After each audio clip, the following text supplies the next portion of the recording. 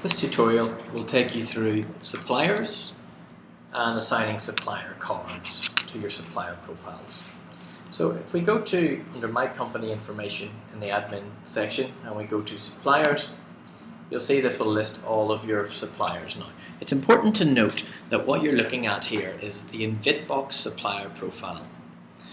That is different from the supplier card that would have been brought in from your accountancy software. So for every supplier we create an Invitbox profile and we link it to the card, the supplier profile card from your accountancy software. Okay, so that's very important to get your head around at the start. So you can access your supplier profiles either through this admin screen, through supplier edit, and you'll get to this screen. The other place you will notice this screen, or you may be familiar with this screen, is from the unknowns. You can also create a new supplier from here. So you'll notice that these details are exactly the same. So from the unknowns, creating new maps, using new maps and doing manual entry. If the supplier is a new supplier to you, you can do it from here. So let's just run through creating a new supplier, for example. So I'll go to maintain my Invitbox supplier cards and I'll click add. Okay. Now the first thing is asking you the country. So if it was an overseas supplier, you can change the country. The currency will default. Now there may be occasions where you're purchasing from an overseas company, but they may bill you in Aussie dollars or in US dollars or whatever your local currency may be. So you can change your local currency to reflect that.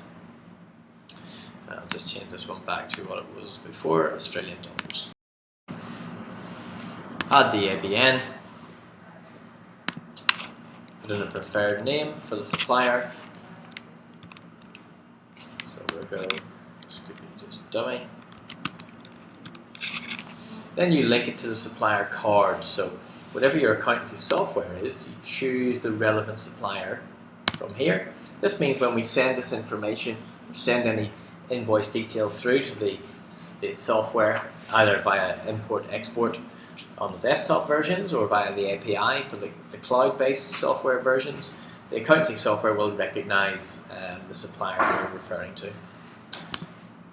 The same for inventory. So if you have an external inventory system set up, you link it to the inventory card. If you're using the groups function, you select the group for the relevant supplier from here as well. And then you set some rules. So your default GL coding, so this is based on a supplier level. Now Invitbox can split GL code on a product line by line basis, but we will also ask you to provide a default GL code at supplier level if most of that supplier's invoices are going to always be the same GL code. Now if you do have a supplier that will very often require to split GL codes across lines, just don't populate this. Leave that blank and you will always then default to the line by line GL coding. Your regions or tracking categories, whatever you use in your accountancy software, will be displayed here. You can again add this at the level of the supplier.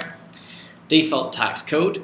This is in the scenario where this particular supplier may have a different tax code as a default than you have set on your account level.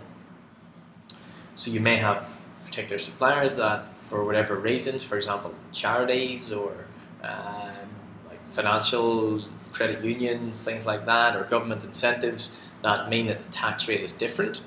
You can apply a specific tax rate just for this supplier. So any tax components identified will be calculated at this particular tax rate. The last option here is the number of days credit. So you can put in a defaulted number of days credit for the supplier. However, please note, if our map pulls out a due date from the invoice in the in tray, then that will override this particular setting. So this only kicks in if the invoice received from the supplier has no due date on the invoice. Lastly, down the bottom you can see you can merge. So if there's another supplier that this card needs to be merged with, you can select it and merge the two records. And then lastly, once everything is set, you can save. So you'll notice that I can save this without selecting a lot of these options. They are not all mandatory, they're optional. Okay, so we'll see there our dummy supplier has been created. At any stage, you can edit any of these details whenever you wish at any stage.